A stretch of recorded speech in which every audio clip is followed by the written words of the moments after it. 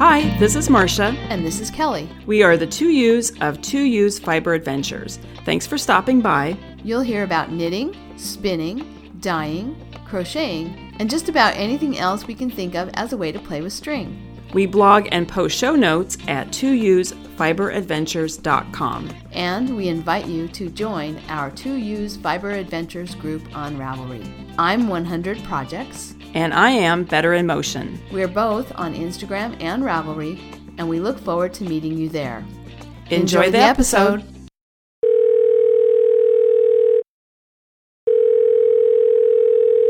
Hi, Kelly. Hi, Marsha. Well, how are you? I am doing great. Okay. As you know from the pictures on Instagram last night, I got my hair cut off. I know. It looks great. Thank you. I feel like I'm back to my old self. Yeah. I don't know if people will understand this feeling, but I feel like I have been wearing a Halloween costume for like the last 4 years, and I just took it off. Yeah. This is my real self. I feel like a short hair person who had long hair for a while. I took a trip to the world of long hair. Yes. And now you're back. And now I'm back. Yeah. Well, I've known you longer with short hair than I have with long hair. Mm-hmm. So for me, when I saw the pictures, like, and I think I made some comment, the Kelly from college is back. Yeah. But I've known you longer with the short hair than with the long hair. So it does seem like you're back to normal. Well, and I've known myself more I had long hair as a kid, and then I got my hair cut short, I don't know, junior high sometime, I think. And then I had short hair all through high school, college. And then I grew my hair long, I want to say sometime in the early 2000s, and had it cut off and donated it. Mm-hmm. And then for the last 4 years, I've been letting it just be longer. I didn't have the idea of I was going to donate it, and then I missed a couple of hair appointments for just trims, and I thought, you know what, I'm just going to let it get to the 8 to 10 inches that I need, and I'm just gonna donate it when I have it cut off rather than throw it away. So anyway, I did that. I had the best shower I've had in 4 years this morning. Mm-hmm. Because you don't have to manage that, because your hair kind of has a life of its own, right? Yes, I didn't have to manage the mop of hair. I got to use a towel that was perfectly dry. Mm-hmm. I don't need to talk about a shower, but... Well, I said this to you earlier privately, but I can say it in the podcast. That when I saw it, my first thought was, you look normal again, and not that you looked abnormal with long hair, but you're sort of back to the Kelly that I've always known all these years. And my second thought was, your drains will be so much happier now. Oh my God! Yes. And there won't be my hair along with the dog hair on the floor. It will only be dog hair. Yeah. So there's just so many things that are nice about having short hair, but it is cuter to wear a hat when you have long hair. Mm-hmm. I had a hat on last night because I was cold, and they're just, it doesn't look the same. Yeah. So I have to get used to what hats I can wear and not wear. The one I was wearing last night is alpaca, and it's the beekeeper's hat. Oh, right, yeah. It's got like honeycomb on it, and it's yellow, and it's made of alpaca. And it was great when my hair was long, because it didn't smash my hair. Mm-hmm. And it stayed on, as my hair was like Velcro.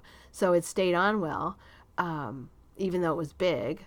But now it comes down to my nose. And if I try to wear a slouchy, it'll just fall off. So anyway. So now you're going to have to knit all new hats now. Or headbands. Maybe that's what I need. I was thinking I just need something to go like around my head instead of a whole hat. I don't know.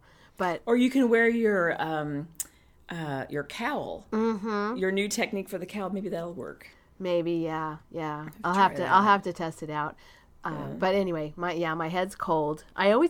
One thing I have noticed, I always seem to do these kind of extreme hair cut changes. I mean, even when my hair was short, I would sometime in the winter go in and say, oh my gosh, I just need a haircut. Can you get it really short?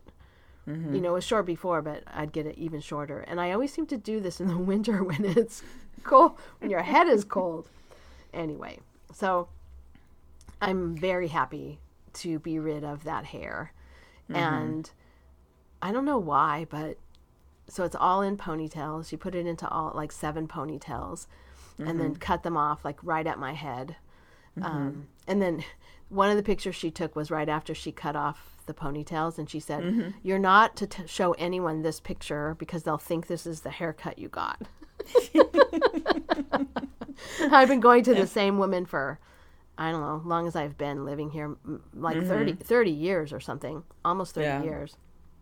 Off and on. There's been times where I lost track of her or she lost track of me. And but yeah, so she knows I like my hair really short, but she even kept checking with me last night. Are you sure? Okay, this is what I'm going to do. This is where I'm going to cut it. Are you sure? So it was pretty. Well, and she's talking to the woman who shaved her head. Yeah. You know? She didn't see me. She didn't see me when I shaved my head, I don't think. Trying to think, that might have been one of those in between times where I had lost track of, she had moved and I hadn't been coming in, and yeah, for listeners, I had a friend who had breast cancer in 2000, I think it was 2008 or 2009. And so when she started going through chemo, I shaved my head, and she never actually went out with a shaved head. She had a wig, and so it's not like she needed support of somebody else who was bald at school. But I had actually always thought it would be interesting to do, and so I did it. And she felt supported. I'm not to say she didn't feel supported, but she didn't really. It wasn't like she needed someone else to have their head shaved, because she never went around without her wig. Yeah. But yeah, that was pretty fun. It was very interesting to have a shaved head. I guess it was 2010, because I went to the Master Gardener program. Yeah, that was 2010 that I went to the Master Gardener program, and I had a shaved head, and everyone thought it was that I was ill. Yeah, that was a very weird thing. How people treated me, who didn't know the story. Like, everybody at school knew, what I was doing. So most of, and like, my 5-mile radius, I don't go out and at that time I didn't meet new people or see people or, post pictures on Instagram or anything like that. So my circle was relatively small. And they all knew, everyone in my circle knew what I was doing. Right. But then when I went to the Master Gardener program, that was very interesting. Oh, can we get you a chair? It was very odd, people's reactions. So there was a whole dynamic there about how it felt to be ill when you aren't ill, how people treat you. Oh, yeah. That's a whole, like we say, that's a whole other podcast. That's a whole other podcast, yeah. Well, I have news. Oh, good. Exciting news. Yesterday, Enzo and I graduated from Agility 2 to Agility 3. Woohoo! We didn't think that day would ever come, but it did. Congratulations. So I think, Kelly, remind me, was it the last episode I was talking about how... I realized it was what was going on in my head that was affecting him, because I thought, we're going to pass, and all that anxiety that I was feeling. And so I just really have made the effort at class to just, this is fun, and not think about passing. But ironically, she said to me last Tuesday, I think you're going to pass next week. And so I just thought to myself, don't even listen to her. Don't even think about that. You're just going to have fun. We could stay if we stay in agility 2 for the rest of Enzo's life, that's okay, because we're just going to have fun. And so it changed. I changed the attitude, and we passed. So now we're going on to agility 3, and I have to say this was hard. It was hard to, and it's not. And I said this before, but it's not Enzo, it's me. I'm not a very body aware person, and so you have to be very aware of the placement of your body. Yeah. And so the learning for me was challenging. And look what you accomplished. I know. Very cool. So I know, it's very exciting. So they're supposed to send me pictures of us posing with our certificate. So as soon as I get that, I'll post it on Instagram. Oh, good. So anyway, nice. He's a good boy. And someone asked me, did he get extra treats for passing? And I said, no, he didn't. So anyway, I'm not a very nice dog owner, I guess. There were lots of people who, when we did obedience, if their dog qualified, then on the way home from the show, they'd stop at McDonald's or something, and get their dog a hamburger, or like I don't know. Maybe I'm just too practical of a person, but like none of my dogs would have known why they were getting a hamburger. I know, and also plus then I would have had to deal with the upset stomach. I know. It's like the other thing too is like, I wouldn't eat a McDonald's hamburger. Why would I give it to my dog? That's what. No, okay. Anybody out there? I apologize to anybody out there who likes McDonald's, but I don't know that I would give it to the dog. It's true that it just upset. Well, and he can't have anything now because he's. Kelly, you and I have talked about this, but the listeners don't know that Angel's been having chronic problems with ear infections, and actually it's his right ear has a yeast infection, and so we've been treating for that, and they think that it might be food allergies. Yeah. So right now we're in a 8-week test period of the special food that he's supposed to eat, which I like to point out is twice the price of the stuff that I'm hoping he doesn't have food allergies, because oh my gosh, that food is expensive. Yeah. And and we went back to the vet again. He's been on it 5 weeks. I think we have another 3 weeks to go. But he's still having problems with his ears. Yeah. So I don't know if it's, and you would think like if it was an allergic reaction to something in the food, or the environment or whatever, that it would affect both ears. But it's just one ear. Right. So I don't know. Yeah. But we've been throwing a lot of money at it, trying to figure out what the problem is with him. But so anyway, now I don't remember now why I mentioned that. I don't remember either. Oh, why he doesn't get treats. Yes, treats. That was it. Why he doesn't get a McDonald's. That's why he can't have it. Oh my goodness. Okay, since we're befuddled, maybe we should just get on with project. Yes. Wait. And Kelly, we should also say both of us are getting over cold. So yeah.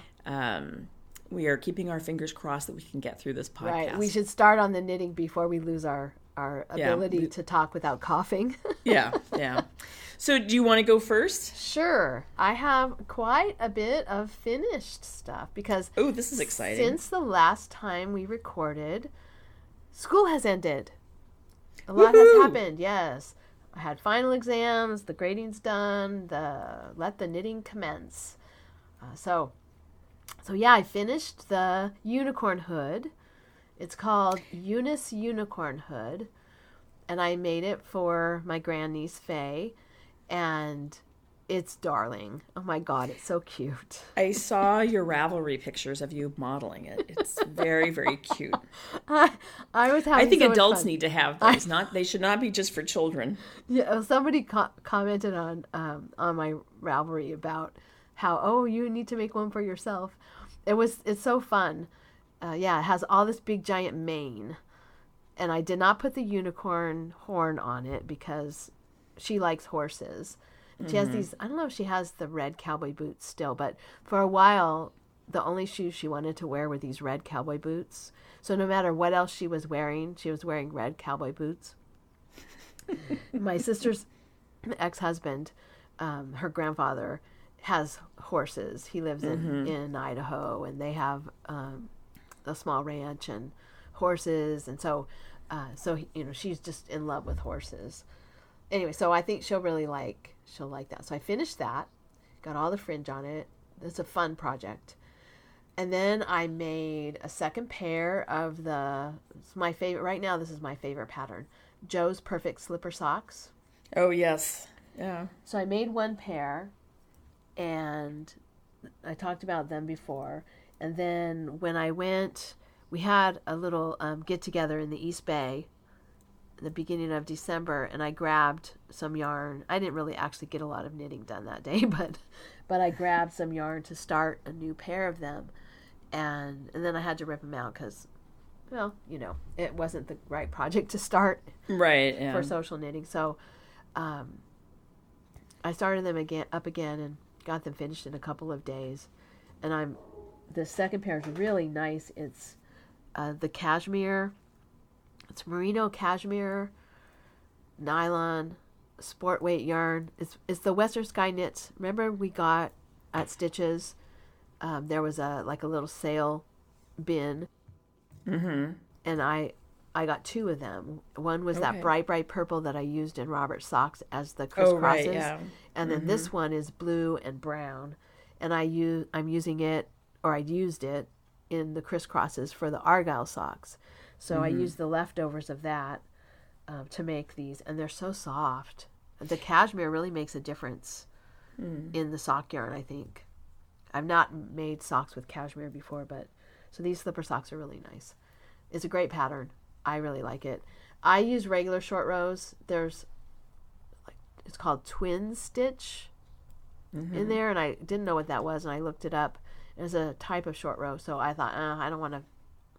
Isn't this funny? I don't want to learn something new. I don't want to learn something new. I'll just use the kind of short rows I already know how to do. So I just used, I think they're called German short rows. Mm-hmm. So those are finished. Cool. And then I also finished my weaving project that was on the big loom, the 6-shaft weaving project. I got that off. And I finished that up one night because just recently, because it was supposed to rain, and the loom is in the garage, and the garage roof leaks a little. And so I put a tarp over the top of the loom, and I thought, I just don't want to put a tarp over the loom and then I won't get back to this, Right. So I just thought, I'm just going to sit, and so last weekend, right after I had finished my grading and stuff, I just sat and I just sat at the loom and I finished it, and then I took it off the loom, and I like it. It's all right. It was a nice sample. It's a little too narrow once I washed it to be a loom bench, and I knew that was going to happen after I started. I thought, I didn't account for shrinkage as well as I should have. Yeah. So I put it in the cat's, our cat, well, she's not our cat. We are her people. She adopted us, a feral cat. She has a house that I bought her last year at Christmas. I bought a plastic house for her to have some place to sleep inside, sheltered. And she does sleep inside of it, not every night, but when it's wet and cold, she sleeps in there. And so I just folded it up and stuck it in there, so she has wool in her house. So that's finished. I love a hand-woven cat blanket. Yeah. And it's my hand spun too. But it is? Okay. Yeah. It's the same CVM that I used for my cowichan sweater. The bulky. And then I had some Corriedale that I spun bulky on the Salish spinner, that Indian head spinner. And I didn't know what I was going to do with it. I had swatched thinking maybe I would use it in the sweater, but I didn't. I used gray instead. So it's a dark brown. But yeah, so it's not that precious. I mean, it's my hand spun and it's my hand woven, and she'll like it. It's very puffy. Yeah. Weaving with a bulky yarn and the weaving draft that I used, it came out super, super puffy. And the edges are not that nice. It was basically just something to get used to my new loom, or get used to a loom I hadn't used. Which I know my next question is, how did you like using the loom? I like it. It's comfortable. I was afraid that it would be too big for me, but it isn't. It's comfortable. I had lowered the bench because I thought the bench was too high, and then I ended up having, once I started weaving, I ended up having to raise the bench because it did need to be as high as it was. So once I got the bench to the right height, it was really comfortable. I've discovered a couple of things that are wrong. I don't know if I put it together wrong or if it was this way when I got it. I can't remember. But one of the beams, you need to put on this little ratchet thing first and then put on the beam. So the thing that advances the warp is like a little ratchet. I forget what it's called, or pawl, P-A-W-L, pawl. It like cranks a gear. Right. And it wasn't attached. It was just loose. And I was able to use it, but it's like, okay, this is not right. So I found out a couple of things like that I know are not right and need to be fixed. I think the rods, they're called apron rods, the rods that the warp gets attached to, they seem to be, I can't tell if it's the fabric or the rod, but I'm going to have to test it. I think the rods are warped, like they've been pulled so much that they're bent. And so I don't think that's going to be helpful because you want even tension on your warp. And so for a small, a narrow width thing, it didn't have any impact. But if I were going to weave something wide, that would not work. Is that something that you can repair yourself, or do you need to buy new? I think I'll need to buy new ones. I don't think I'll be able to make them straight. Okay. I mean, even if I had tools that I knew how to use with which to do that, I'm not sure I could actually get them straight enough. Yeah. So, and I don't even know how I would go about it. So I think I'll just have to buy new ones. And that's kind of what I was thinking, is this first project will give me an idea of what about the loom needs to be repaired. So that's something that I'll have to fix. Okay. But yeah, that thing has been sitting in my house for so long, not being used, because I was a little bit afraid of it. I was kind of intimidated, and so now that I've had the first project on it, I'm in good shape. So that's finished. Okay. And then the argyle socks that I'm making for my brother-in-law. The knitting is finished. Now I have about 1 million ends to weave in. And then I have, because they're knit flat, the seam up the back needs to be seamed. There's a seam on either side of the foot that I need to sew up. So that's the drawback to knitting socks flat. Yeah. Is that once you're done, you're not really done. You have to do the seaming. But the seaming is kind of fun. The weaving in of the ends is not fun. But I have until Christmas Eve, so it'll get done. We know what you'll be doing on Christmas Eve. Yeah, Christmas Eve day I'll be weaving in ends. Oh my gosh, I hope not. I better get going. It's kind of like the fringe. I did the fringe on the horse hood. I did a little bit every morning and a little bit every evening because it wasn't much fun either. Yeah. But it had to be done. So the same thing with this. I'll just have to start. Yeah. Yeah. So anyway, I have a little bit more to talk about with weaving, but I'll talk about that a little bit later when we talk about the winter weave along. So what about your projects? Well, I'm just doing my vanilla socks, I guess maybe my get back on the horse socks. And I finished the first one. All right. And last night I finished the gusset on the second one. So now as we're recording, I'm just sitting here doing the long stockinette tube down to the toe. So they're coming along. I did have a thought, though, that I need to start knitting things that are other colors because all my projects have been blue and gray, and I need some, they've all been a lot of blue. So I need to I need to do something hot pink or yeah. fluorescent orange Yeah. or something. I just need another color. I'm kind of tired of these sort of muted colors. But anyway, I've done no work on the rabbit or the scarf slack tied. They're still just sitting there. And I don't remember in the last episode, I think I had cast on for the cloud cover, the Heidi Kirrmaier pattern. And so I've done the yoke. That's finished. And the construction of this sweater is different. You do the yoke and then you do the sleeves. And you sew the sleeves together and then you go back and you pick up you finish the body.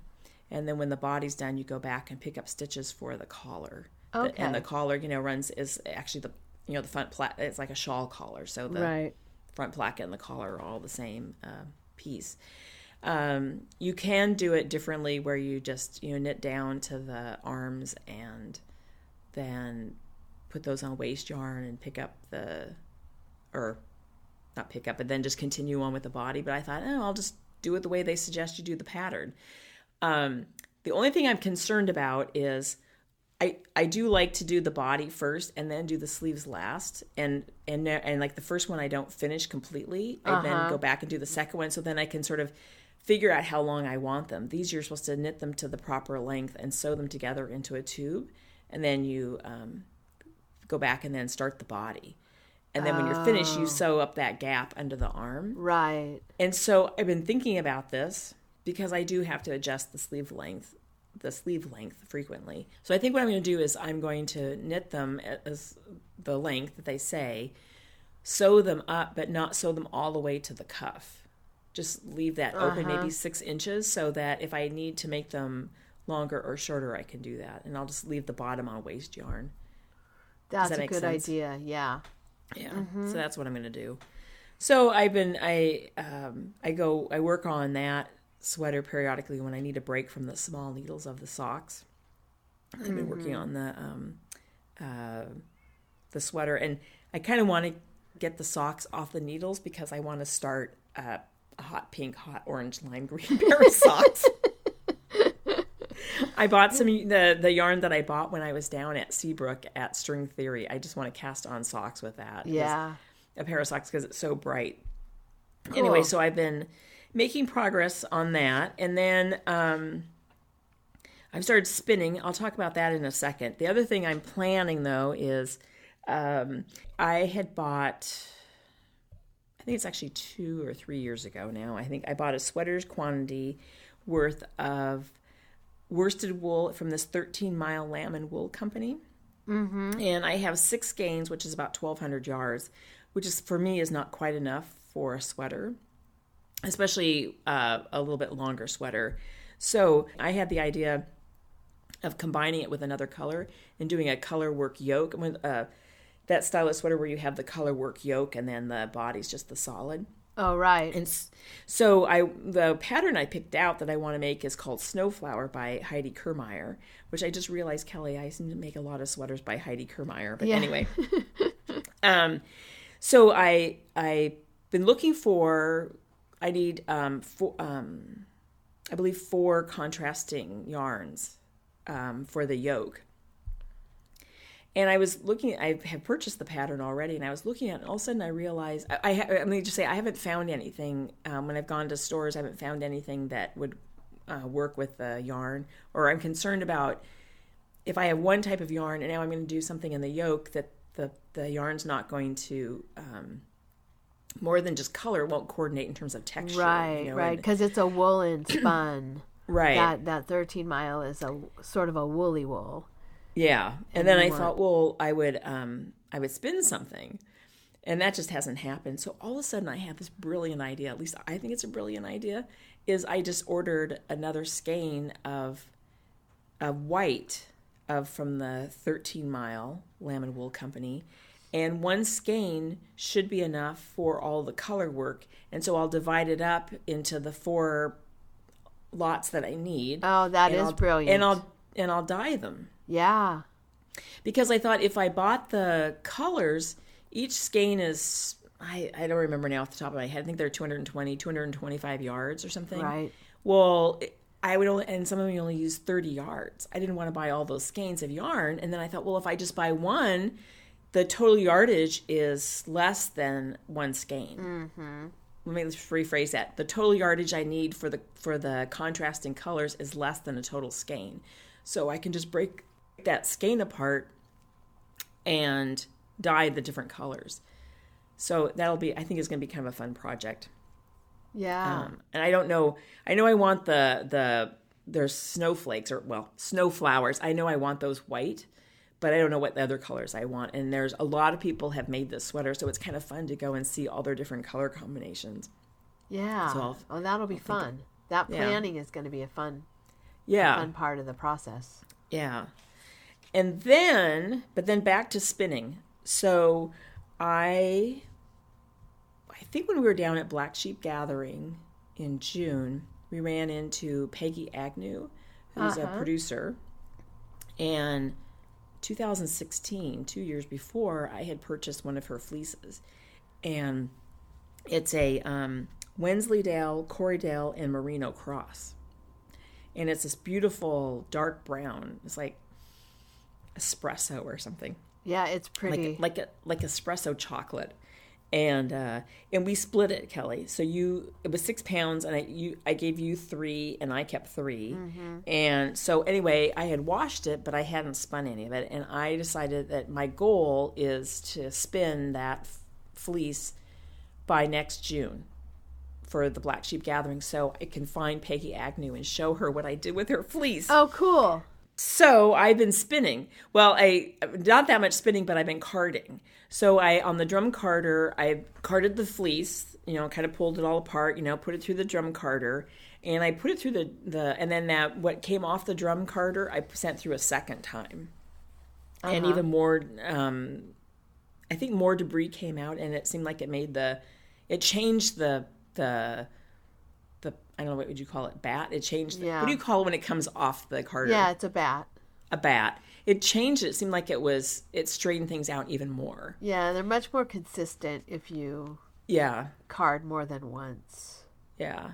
And then when we were at the Black Sheep Gathering last June, I bought a Diz.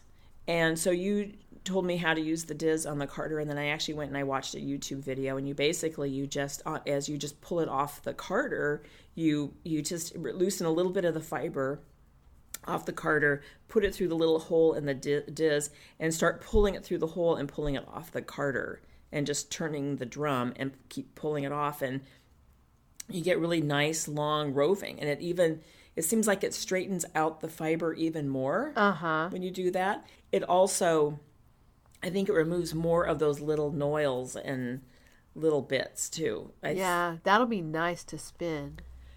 And so then last night I sat and I started spinning some of it, and it's so much easier to spin. I tried spinning the fiber that I put through once, and it was harder to spin than the fiber that I put through twice. But now even putting the fiber through the did I call it disc? It's a Diz. Diz. Yeah. Diz. Okay. Putting it through the Diz makes it that much easier to spin too. It also, too, Kelly, I think it sort of separates the fibers more. Like when you do pre-drafting. I think the Diz also does a little bit of pre-drafting, so things are not so compact. Okay, yeah. That's my theory. That makes sense. I don't know. Yeah. So anyway, I've been working on that, and I love the color. I think I had thought about over-dyeing it, but I don't think I will. I think I'm just going to leave the color the way it is because it's so pretty.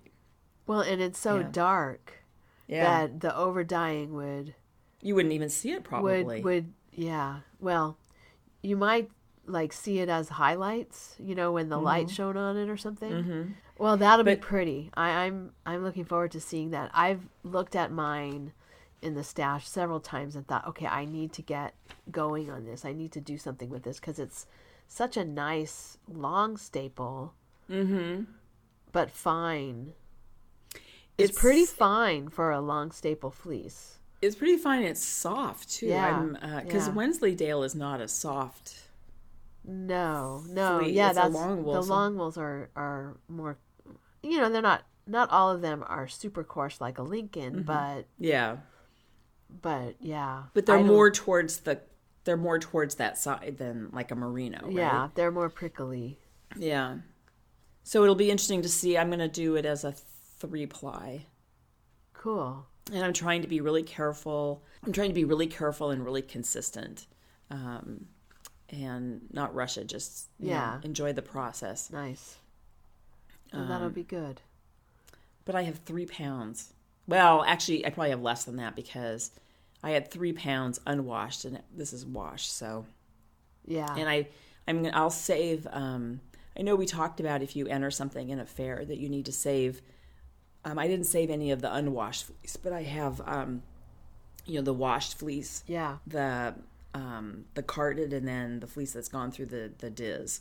So I'll save some of all of that. Oh, so that'll be nice. People. Yeah. Yeah.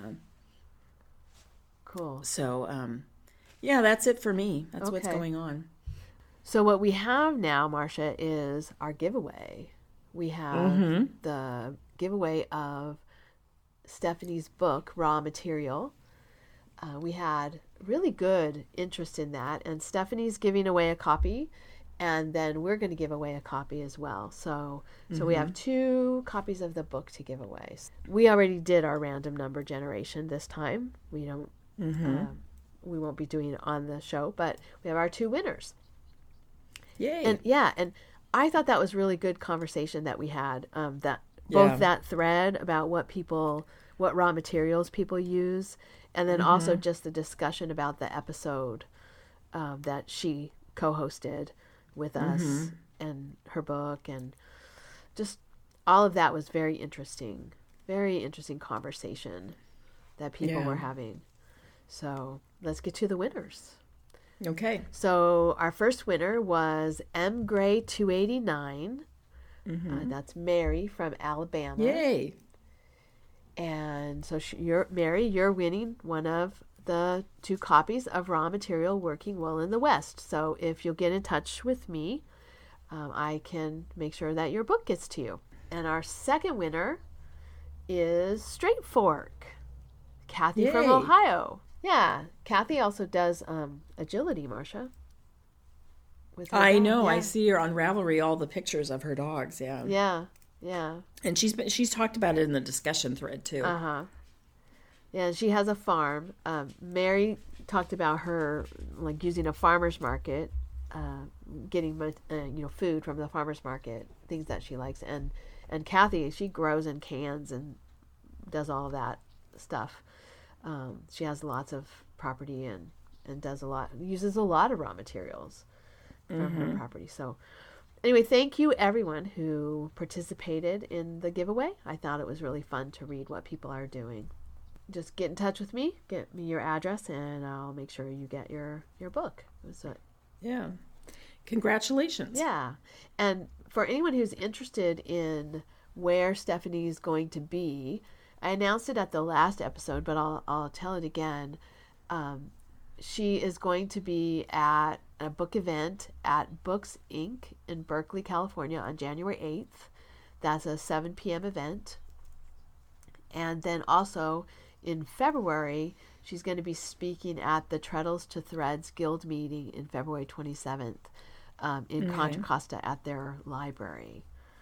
Okay. So as I find out more events, I'll keep people posted in case people want to meet her in person.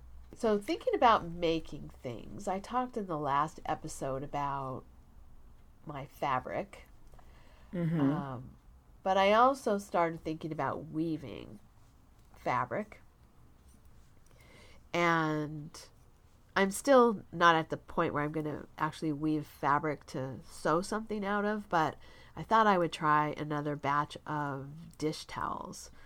And then also, when I posted the last weaving project, the loom bench that became a cat bed, I had 2 people who said, "Oh, I really wish you'd make videos." Well, I am not very good at making videos, I have to say, but I did do something that was really fun. So Melanie and Canyon Wren both weighed in and said they wanted a video. So I decided, and they're like, a video about weaving, and then how do you choose your yarns, that kind of question. And so I thought, I know what I'll do. So I got all of my coned yarn, Marsha, And I drug it all out to the garage over the past weekend. All the cones, like cotton and linen, the things that would be suitable for dish towels. And I lined it all up on the bench in sort of Roy G. Biv rainbow order. And looked at it. And there's a lot.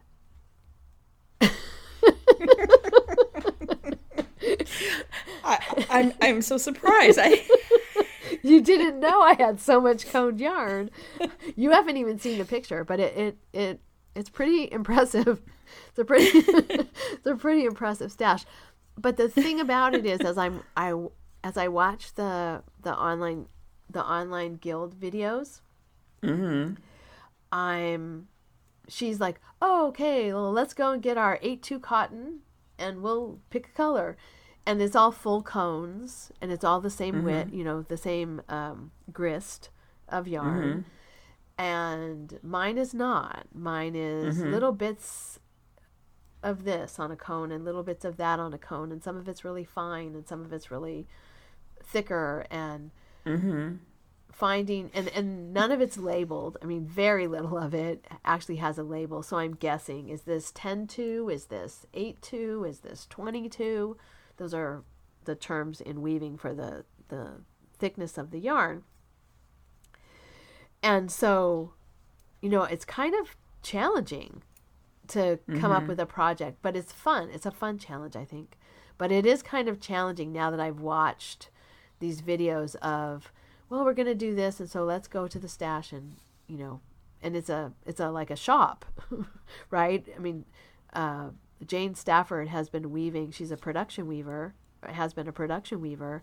And so she just has a stock of the same yarns that she uses over and over and over in different ways, because she knows how they weave up. She doesn't have to experiment and sample and, all of that. So anyway, it's kind of different to do it with this stash, but it was really fun. So I made a little video of looking through my stash, and then I chose something, and then I made a little bit more video that showed my warping process, and then the finished warp chain. Okay. So I'll be posting that, and I'll put links in the Ravelry thread in the weaving chat, part of the Ravelry thread, so that people can see it. I'm not going to become a YouTuber, that's for sure.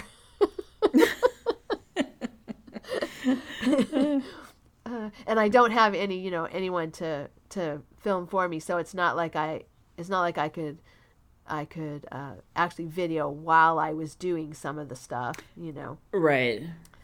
But anyway, I talk a little bit about my yarn, and yeah, it's the part of my stash that's not on Ravelry, and it's a little bit like a come to Jesus meeting. When you actually take the part of your stash that you have not recorded anywhere, and you lay it all out on the table so you can see it. Oh, I thought I was the only one that hadn't recorded in Ravelry all the yarn that I have. I haven't put my coned yarn in there just because I don't even know what it's called, or I don't know what to say about it, except it's yellow or it's orange or it's green.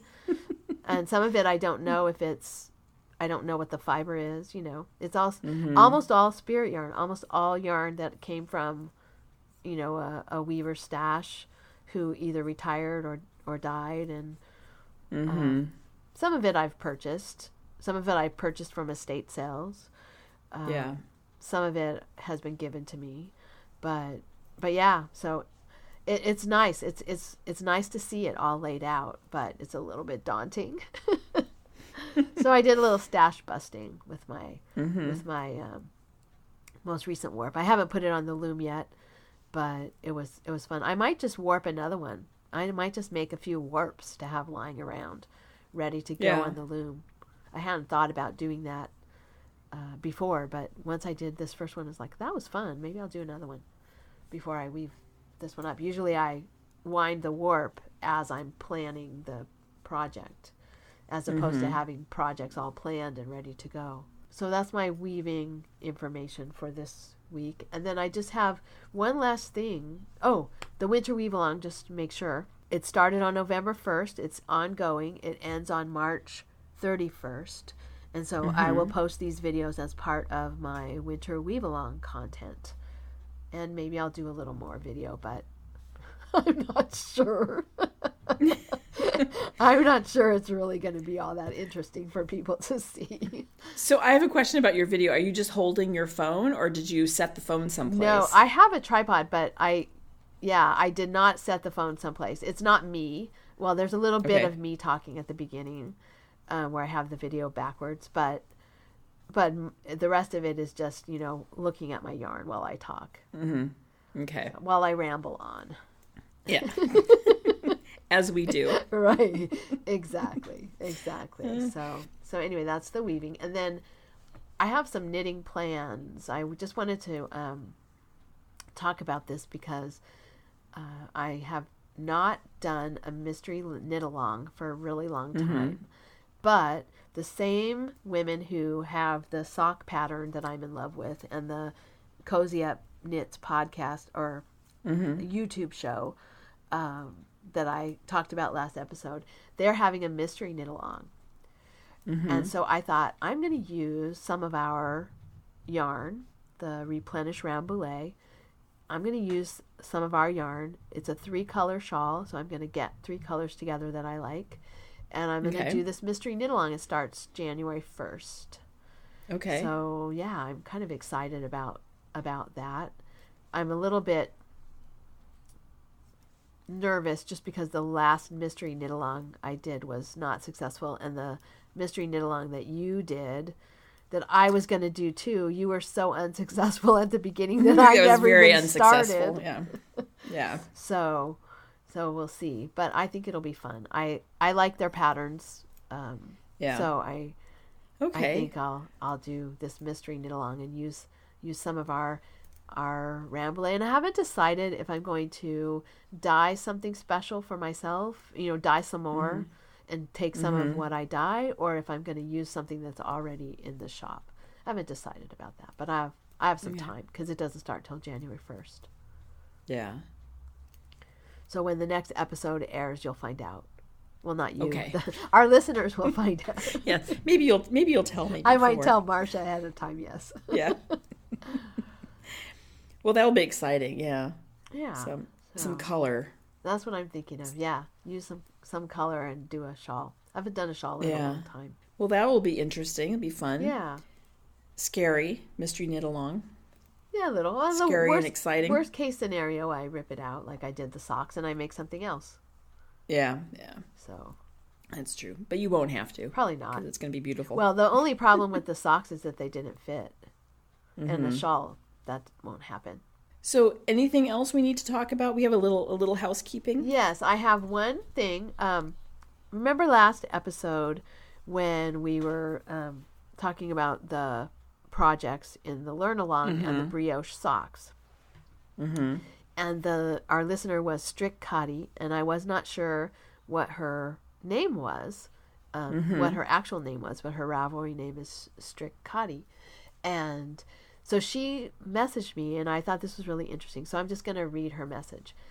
She said, if it hadn't been a Learn Along, I think I would have given up on those socks. I found them quite complicated to do and had to re-knit them twice. Oh, my gosh. I'm not sure that's... does she thank us? Yeah, really? Yeah. Anyway, no, she does say, so thank you for letting me participate. I need another Learn Along to help me learn double-faced knitting, my next goal. Ooh, I'm going to do that too, that double knitting for the blanket. Yeah. But that's going to be a little while. Anyway, then she says, and I thought this was the reason I wanted to put her message in here. By the way, my first name is Kati. A strict liesel is a small doll used for knitting. I'm not sure if they are known elsewhere. That's where the idea for my Ravelry name came from. So instead of so Liesel is a girl's name in German, I think. And so instead of a strict Liesel, she's a strict Kati, which I thought was really cool. And I have one of those little dolls. I found it at Cost Plus. And I know I had one when I was young, but I have one that I bought recently at Cost Plus. I have the little doll that I bought, I think, actually for Ben. And he was making all of that. Like I-cord. He was I-cord, yeah. He was doing that. Tube, yeah. Yeah. And then when I was a little girl, I didn't have the doll, but my mom just gave me a wooden, I haven't sewn for so long. What's the thread wrapped on? I'm sorry. Oh, spool. Mm-hmm. Spool, thank you. God. A wooden spool, but kind of a large one, and then 4 little finishing nails on the top. And then the hole in the middle of the spool. Yeah. Right. Yes. Yeah, and my little one that I bought at Cost Plus is called a Knitting Nancy. So that would be the same thing as a strict liesel, or would be a Knitting Nancy. And I don't know if that's what they're called, if that's what they were called, in the olden days or not, or if that's just what it was called on the package. Anyway, I thought that was really cool. And thank you, Kati, for sending us a message about your name and the information about the little doll and your Ravelry name. It's very interesting to hear how people's Ravelry names come about. I mean, we had we talked in one episode about your Ravelry name change that you did, and of course my Ravelry name is self-evident. No mystery there. I'm just going to say about my Ravelry name, because I've joked that part of the reason I changed it is we were doing all the distance walking, and as soon as I changed my name, I stopped walking. I probably never should have changed it, but I say I've gone even when I was sick last week, I had to take the dog out every day and walked. And I've been walking around Green Lake with the dog. So I'm getting moving again. Oh, that's good. Because I do really believe everything is better in motion, but I was not living by my word. So I'm moving now. I'm getting up and I'm moving. All so right. Every day I'm doing a walk of some sort. You're being true to your name. Yes. Good. Yes. Now I just have to get myself going, yeah. Yeah, because I realized I was just making myself a big fat liar. Emphasis on the fat. Oh my gosh, Marsha. That's funny. On that note, I think we're done. Yeah. Do we have anything else to talk about? No, I think that's it. I think so. I think we've talked about everything that's in our notes. So yes, we have to get to work, because you have to get to work weaving in your million ends and sewing up those socks. Yes. So you're not doing it on Christmas Eve morning. Correct. Yeah, I know I need time to wash and block this. I don't block socks, but I would like to wash them because they always look better once they're washed. Yeah. So I need time to wash and dry the socks. So I have to get going. But Merry Christmas to everyone. Yes, this Merry is our Christmas. last episode before Christmas, the last episode of 2018. So we'll be back in 2019. Yes, and we'll do a little, maybe we'll do a little review of 2018. Yeah, and that's a good idea. What a novel idea. I'm not doing any resolutions, though. I refuse. Okay. No, I'm kidding. Okay. Maybe you can talk me into it. I like resolutions. I think they're fun. But yeah, so we'll see. I feel like a new person anyway before the new year because of my hair. A new cold person. Yeah, right. All right. Okay, we'll be back in the new year. All right. Kelly, Merry Christmas. Yes. I know we'll talk again before Christmas, yes. but Merry Christmas. Merry Christmas. And Happy New Year. We'll be back in January. We'll see you in a little while. Yeah. Okay. All right. Bye-bye. Bye. Thank you so much for listening. To subscribe to the podcast, visit 2usfiberadventures.com. Join us on our adventures on Ravelry and Instagram. I am Better in Motion, and Kelly is 100 Projects. Until next time, we're the 2Us doing our part for World Fleece.